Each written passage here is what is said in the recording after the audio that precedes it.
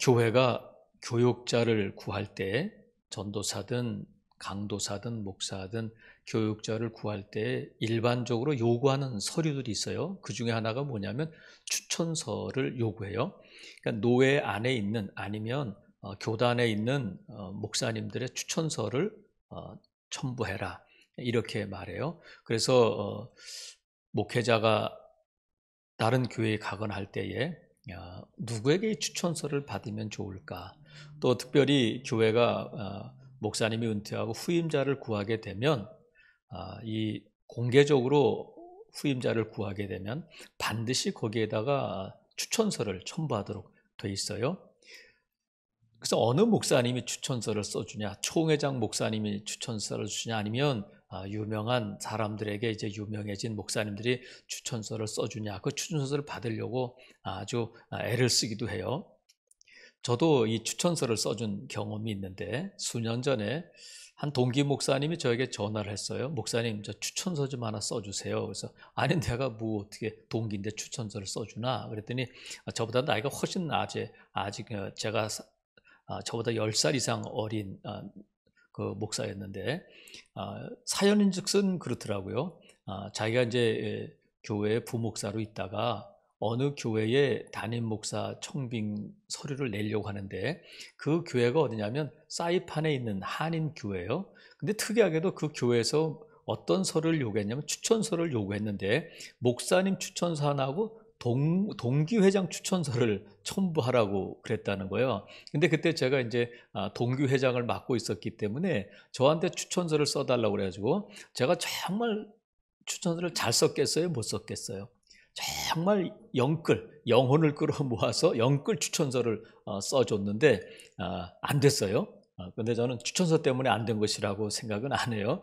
그래서 지금 요즘도 그렇지만 바울이 사역하던 초대교회 당시에는 교회들이 이런 사역자들에게 뭘 요구하는 것이 흔한 일이었느냐면 추천서를 요구했어요. 왜 그러냐면 이제 자격도 없는 또 거짓 선생들이 교회를 배회하면서 그 교회에서 이 재정적인 지원을 받으려고 하는 사람들이 있었기 때문에 교회마다 뭘 요구했느냐면 추천서를 요구했어요. 우리 교회에서 사역하려면 추천서를 가져와라. 그러면 다른 교회 추천서든지 아니면 유명한 뭐 사도들이든지 이런 추천서를 갖고 와야 되는데 이게 자격이 안 되는 사람들은 어떻게 했느냐면 그 추천서를 위조했다고 그래요. 지금도 우리가 대학에 가려면 뭐 이렇게 이런 서류들을 많이 위조하고 허위로 작성하고 그런 일이 있어서 재판도 진행되고 있잖아요.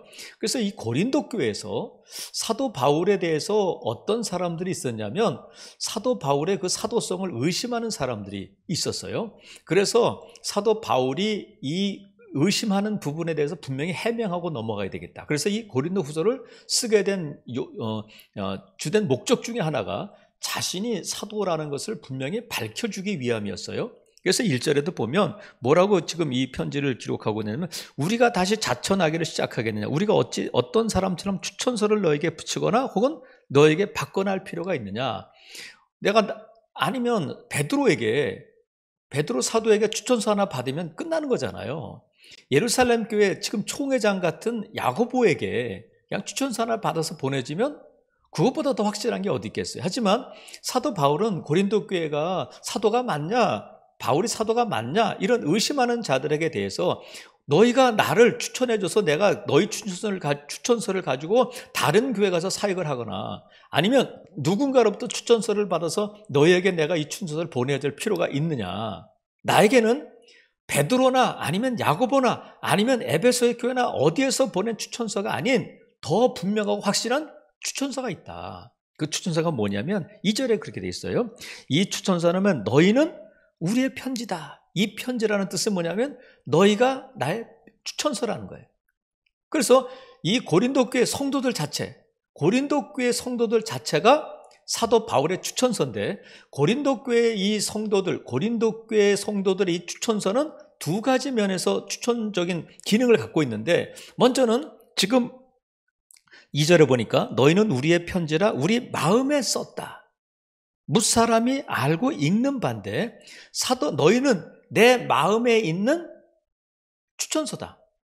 너희가 내 추천서고 3절에 보면 너희는 우리로 말미암아 나타난 그리스도의 편지다. 그러니까 너희는 너희 자신이 나를 추천해주는 추천서일 뿐만 아니라 너희 자신이 그리스도께서 나를 추천하신 증거, 추천서가 뭐냐면 너희들 자신이 예수 그리스도의 편지다, 추천서라는 거예요. 그러니까 고린도 교회 성도들은 자신이 그리스도를 추천해준 추천서가 될 뿐만 아니라 그들 자신이 예수님께서 사도 바울을 추천하셨던 추천서 자체가 뭐냐면 고린도 교회 성도들 자체가 그리스도의 편지다. 그 뜻은 추천서라는 거예요. 그러니까 이것은 사람이 먹으로 쓴 것이 아니라 3절에 보니까 영으로 쓴 것이고 돌판에 쓴 것이 아니라 오직 육의 마음판에 쓴 것이다.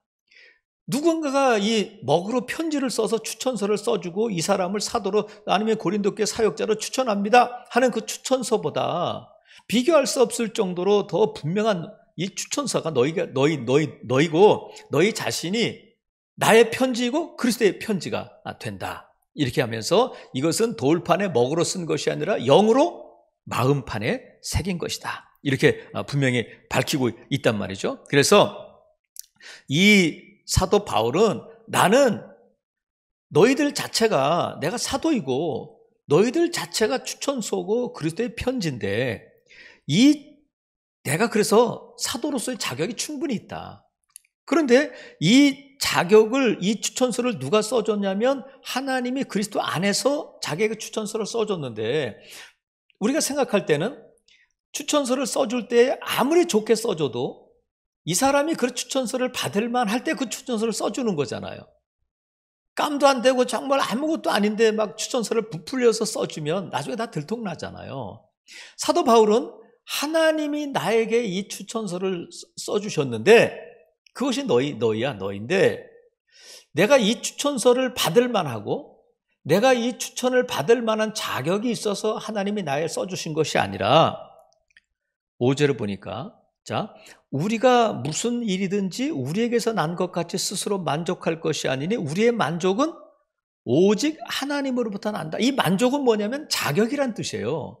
그러니까 나의 자격은 내가 똑똑하고 내가 공부를 많이 하고 인류대학을 나와서 내가 이런 자격을 가진 것이 아니라 오직 이 자격, 누구로부터 사도의 자격은 누구로부터 온 것이냐면 하나님이 나에게 주신 것이라는 거예요. 그래서 내가 이것을 자랑할 필요도 없고 이것이 내게서 나온 것이 아니기 때문에 너희가 의심할 필요도 없는 거다. 지금 이렇게 분명히 이 추천서에 대해서 사도의 자격에 대해서 지금 언급하고 있단 말이죠.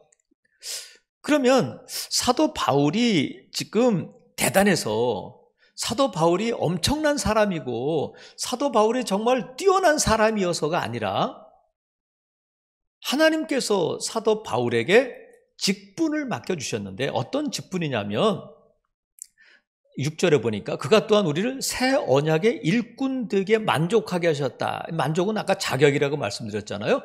하나님께서 사도 바울과 그 일행에게 새 언약의 일꾼 되는 자격을 주셨는데 사도 바울은 자기가 이 받은 직분에 대해서 감히 누구와 비교하느냐면 모세와 비교해요.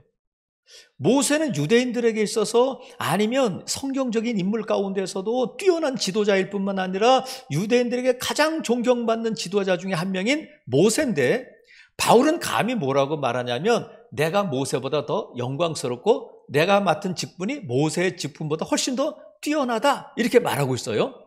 우리가 알고 있는 것처럼 모세는 이스라엘 백성들을 애굽에서 출애굽시킨 지도자잖아요. 하나님께서 모세를 인정해 주시기를 어떻게 인정해 주셨냐면 모세보다 이 지면에서 이 세상에서 모세보다 온유한 사람은 없다. 온유하고 또 모세는 어떤 지도자냐면 하나님이 모세를 대면하여 만나주신 지도자라는 거예요.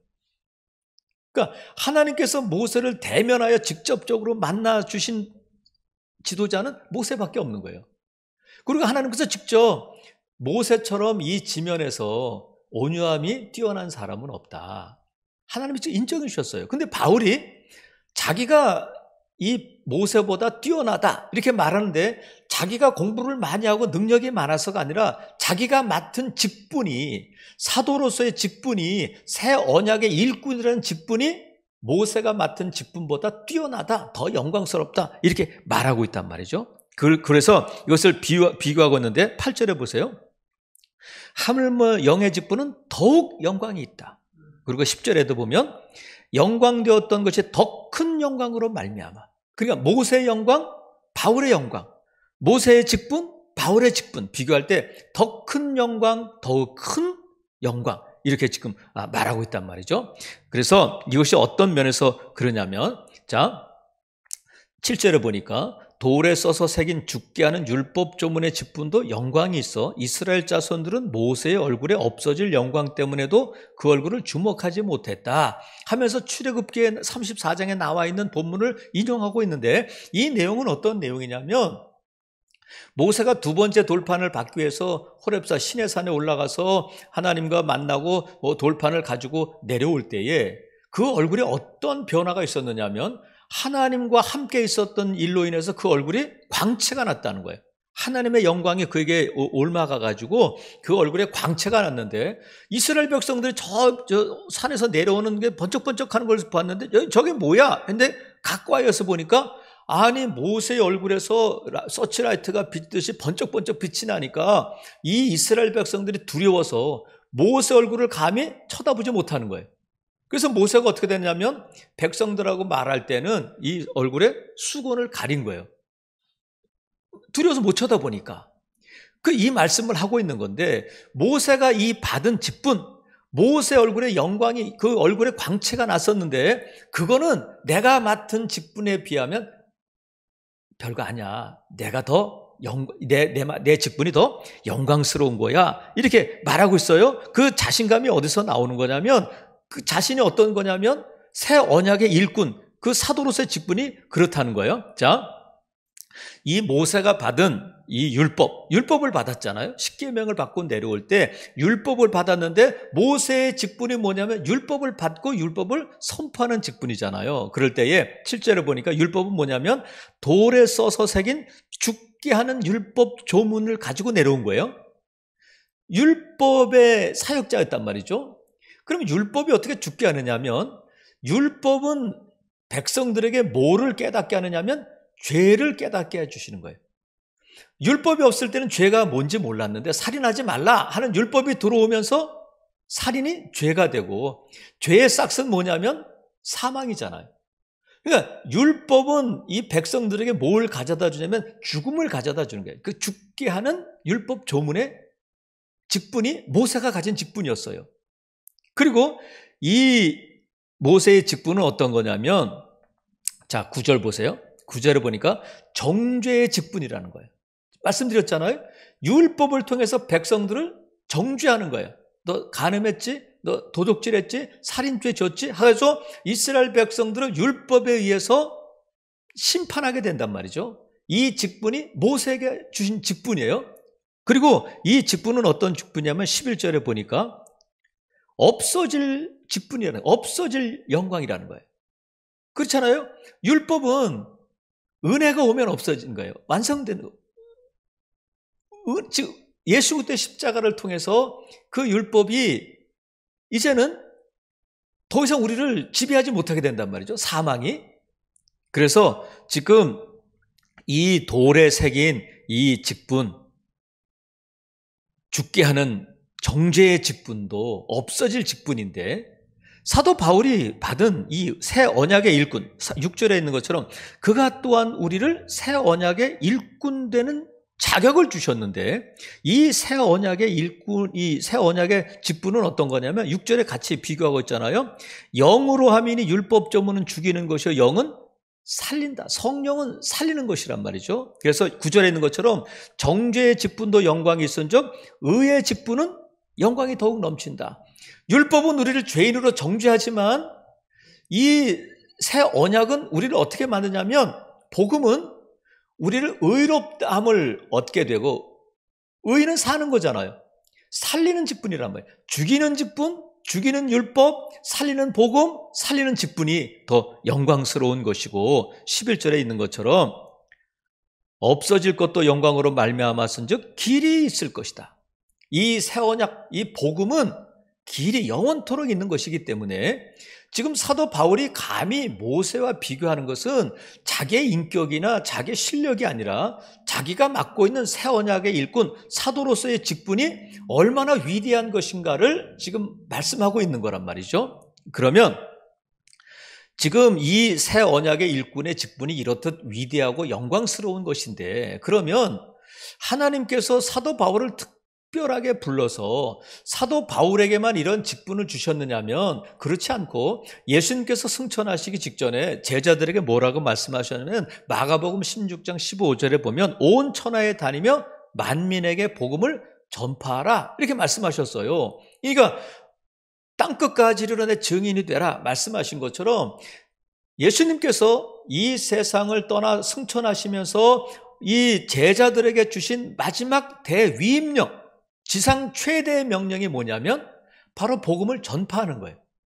이 복음의 전파는 뭐냐면 살리는 거잖아요. 이 직분을 누구에게 주셨냐면 예수 그리스도를 믿고 하나님의 자녀된 저와 여러분에게 이 영광스러운 직분을 주셨단 말이죠. 그것이 뭐냐면 복음의 일꾼, 새 언약의 일꾼된 자들이다. 저와 여러분이 바로 이 새 언약의 일꾼일 뿐만 아니라 복음의 일꾼됨을 믿으시기를 주님의 이름으로 축복합니다. 그래서 이 하나님께서 우리에게 주신 이 직분 자체가 새 언약의 일꾼이라는, 이 복음의 일꾼이라는 이 직분 자체가 얼마나 대단한 것이냐, 그 가치를 알아야 된단 말이죠. 사도 바울은 그 가치를 알고 있었기 때문에 감히 이 모세와 비교해서, 모세의 영광은 우리가 전하고 있는 영광에 비하면 비교가 안 된다, 이렇게 감히 말하고 있단 말이죠. 그래서 여러분, 저와 여러분이 이 직분을 맡은 자, 새 언약의 일꾼이고 복음의 일꾼된 자들이라는 것을 우리가 믿어야 돼요. 그래서 이 새 언약의 일꾼, 복음의 일꾼, 이 직분 자체가, 하나님이 우리에게 주신 이 직분 자체가 얼마나 대단한 거냐면 영적인 일이잖아요. 성령으로 말미암는 일일 뿐만, 저 직분일 뿐만 아니라 우리는 의의 직분이고 살리는 자들이다. 그리고 저와 여러분의 이 직분은 없어질 것이 아니라 영원히 있을 것이다. 이것이 저와 여러분에게 분명하게 이 직분, 내가 너에게 맡겨준 이 직분의 가치를 알고 있어야 된다는 거야. 여러분, 지금 5명의 장관인가요?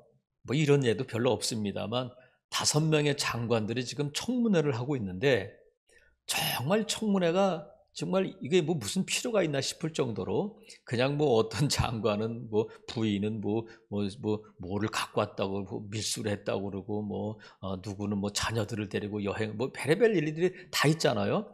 그러니까 청문회 나가면 다 까발려지는 거야. 그럼에도 불구하고 왜 그 자리에 나오냐면 장관이라는 직분 자체가 가문의 영광이고 그것은 엄청난 일이기 때문에 그걸 감수하면서도 그 자리에 나간단 말이죠. 세상이 우리에게 주는 진급했어요, 지금 내가 어떤 자리에 가게 됐어요 하면 막 자랑을 하고 그걸 자랑스럽게 여긴단 말이죠. 그런데 하나님께서 우리에게 주신 이 직분, 영광스러운 직분에 대해서 어떤 성도들은 이 직분 자체를 가치 없는 것으로, 아니면 부담스러운 것으로 여기는 성도들이 간혹 있어요.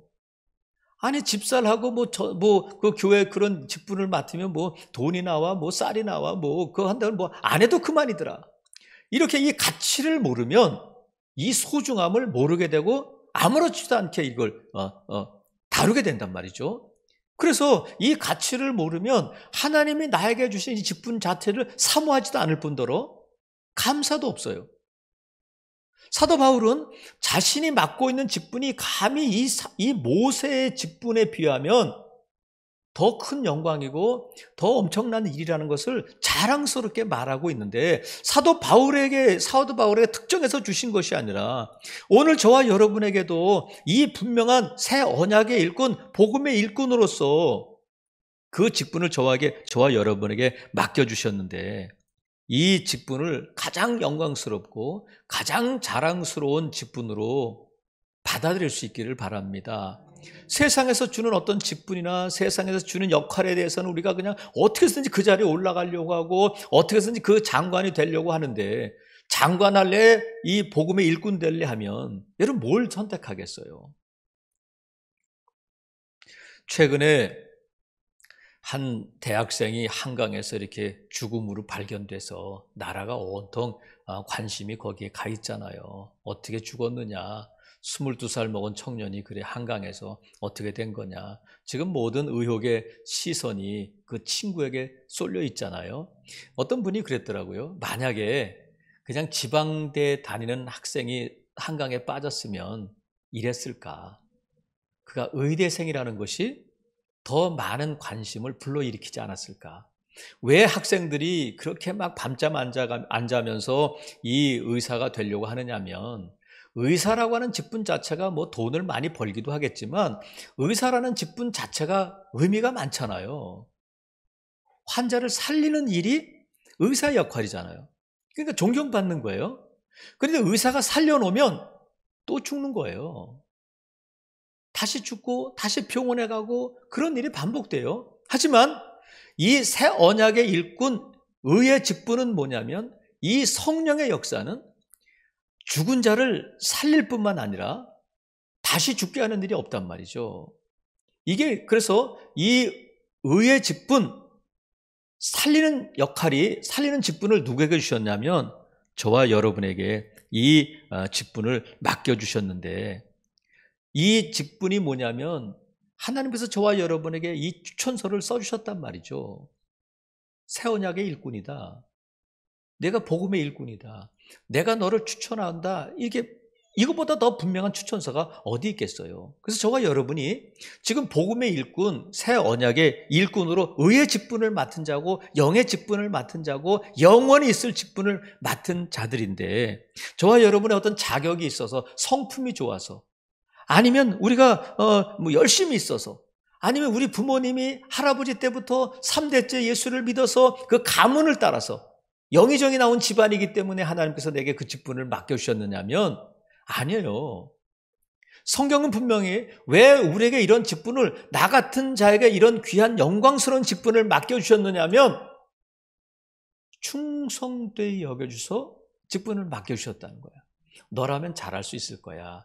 내가 너를 믿는다 하면서 하나님께서 저와 여러분에게 이 충성되이 여겨주셔서 직분을 맡겨주셨다. 하나님께서 우리에게 직분만 주신 것이 아니라 능력도 주시고 또 이 직분을 감당할 수 있는 또 모든 것들을 필요한 것도 공급해 주시는 하나님이신 줄로 믿습니다. 그래서 이 모든 것들이 하나님으로부터 주신 것이고 하나님이신 만족함이고 하나님이신 자격인데, 그렇기 때문에 나로부터 나온 것이 아니고 내 자격이 아니기 때문에 맡은 자들에게 구할 것은 뭐냐면 충성이다. 끝까지 나를 믿어주시고 나를 충성되이 여겨주셔서 이 귀한 직분을, 이 영광스러운 직분을 맡겨주셨으니까 하나님 끝까지 내가 이 직분을 감당하겠습니다 하면서 믿음으로 이 일을 감당하고 충성하는 것이 마땅한 저와 여러분의 본분이라는 거야.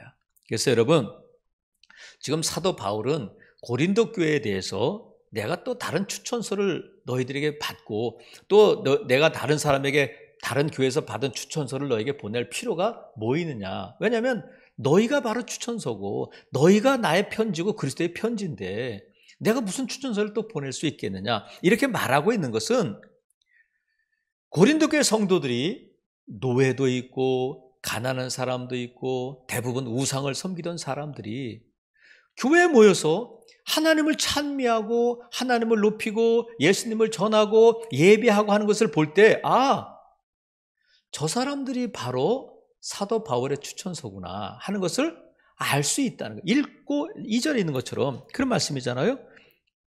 너희는 우리의 편지라 우리 마음에 썼고 무사람이 알고 읽고 있단 말이죠. 사람들이 고린도 교회 성도들을 보면 사도 바울을 통해서 저런 역사가 나타나구나. 하나님께서 사도 바울을 통해서 저들을 예수 그리스도를 믿게 하시고 하나님의 자녀 삼아주시고 이렇게 교회 공동체로 모이게 하시는구나 하는 것 자체가 추천서가 된다는 거야.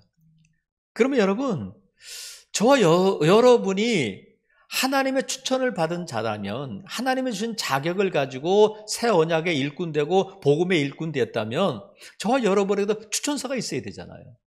사도 바울에게는 고린도 교회 성도들이 나의 추천서다, 나의 편지다 이렇게 말하고 있는 것처럼 저와 여러분이, 하나님이 저와 여러분에게 주신 추천서는 어디에 있느냐면, 나로 말미암아 누군가가 예수 그리스도를 믿게 되고 누군가가 나와 함께 예배하게 된 자리에 있는 것이 바로 그 성도가 나의 추천서가 된다는 거예요. 나로 말미암아 죽었던 영혼이 살아나고 새롭게 된 누군가가 예배의 자리에 있게 되고 하나님의 자녀가 된 것 자체가 바로 그가 나의 추천서고 예수 그리스도의 추천서가 된단 말이죠. 그래서 사도 바울이 너희는 우리의 편지다 이렇게 고백하고 있는 것처럼, 분명하게 밝히고 있는 것처럼 저와 여러분도 내 남편이, 내 직장 동료가, 내 아내가, 또는 길거리 가다 만난 생판 모르는 한 사람이 나와 함께 예배의 자리에 있거나 아니면 그 사람이 예수 그리스도를 믿게 되었을 때에 그 사람이 바로 저와 여러분의 편지, 그리스도의 편지가 된다는 것을 여러분 믿을 수 있기를 바랍니다. 그래서 내가 복음의 일꾼된, 내가 새 언약의 일꾼된 추천서가 우리 가운데 있어야 된단 말이죠. 저와 여러분이 감히 모세를 나와 비교할 수 있을까? 제가 감이라는 단어를 자꾸 쓰는 것은 넘사벽이잖아요. 모세는